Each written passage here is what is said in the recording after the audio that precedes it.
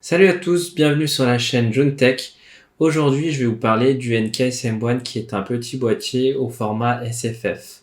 Pour ceux qui ne connaissent pas, SFF ça veut dire Small Form Factor. Allez, je vous propose de découvrir mon analyse sur ce petit bonhomme.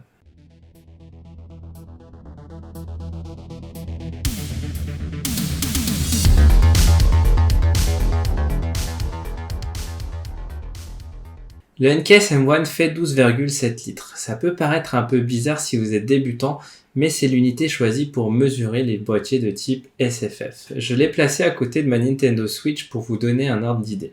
En détail, le boîtier fait 33,8 cm de profondeur, 16,06 cm de largeur et 25,55 cm de longueur. Il n'est pas très lourd contrairement au moyen grand boîtier puisqu'il fait à peine 2 kg. D'ailleurs, à côté de mon ancien boîtier Inwin 303C, il fait vraiment petit. Parlons un peu de son fini maintenant. Le NKS M1 est entièrement en aluminium brossé, anodisé, et je peux vous dire que le résultat est très clean et sobre. Ici, j'ai le NKS M1 version argentée, mais il existe également en version noire. La cage intérieure est elle aussi en aluminium, mais cette fois, elle est peinte en noir. Et là, c'est le premier hic de la finition de cette cage intérieure. Oui, au début, la cage est toute belle, mais à force de visser, dévisser vos composants, la peinture s'effrite un peu.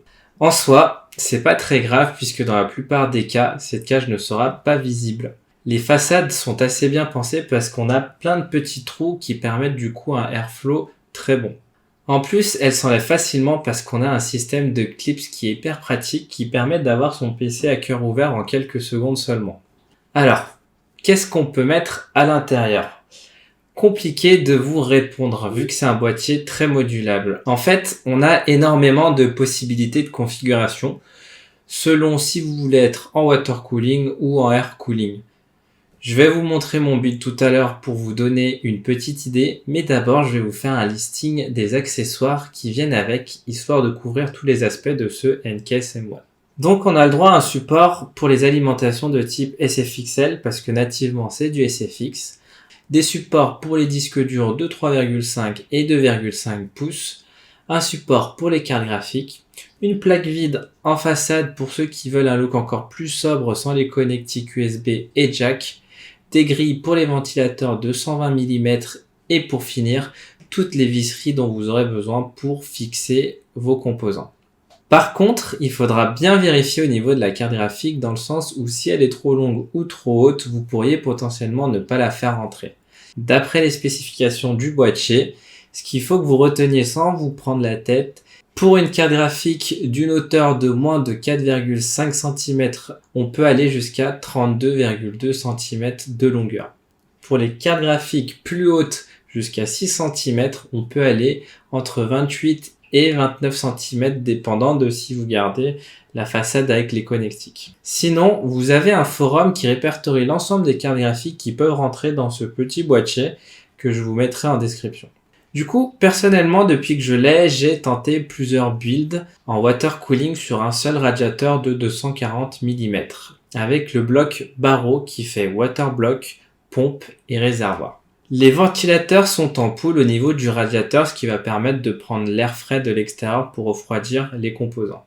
Mon premier build, c'était avec un Ryzen 7 2700X et une 1080 Ti un peu undervoltée. Sur cette config, dans Cyberpunk, on atteignait une température de 63 degrés pour le CPU et de 52 degrés pour le GPU. Du coup, entre-temps, j'ai eu la chance de pouvoir upgrader ma config sur un Ryzen 7 5800X et une RTX 3080 FE.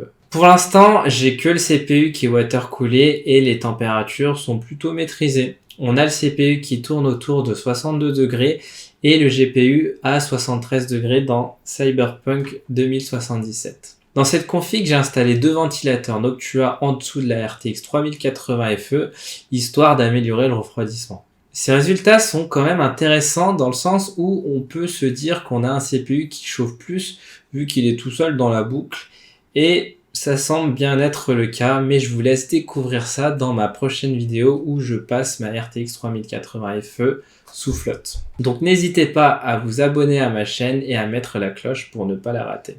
Pour terminer de cette vidéo, je voulais vous parler du prix. C'est clair que j'ai une très bonne expérience avec ce boîtier et des performances très correctes. Par contre, il faut quand même que vous déboursiez 210 $. Et avec ça, vous avez potentiellement la douane qui va vous ajouter 45 € à la facture. Ce qui revient à environ 250 € le boîtier. Ça fait vite cher, mais la qualité et les performances sont au rendez-vous. Pour ceux qui recherchent une alternative dans ce même type, vous avez le Cooler Master NR200P qui coûte environ une centaine d'euros. On arrive à la fin de cette vidéo. Si vous avez apprécié le contenu, n'hésitez pas à vous abonner à la chaîne et à mettre un pouce bleu. Sur ce, merci et à bientôt.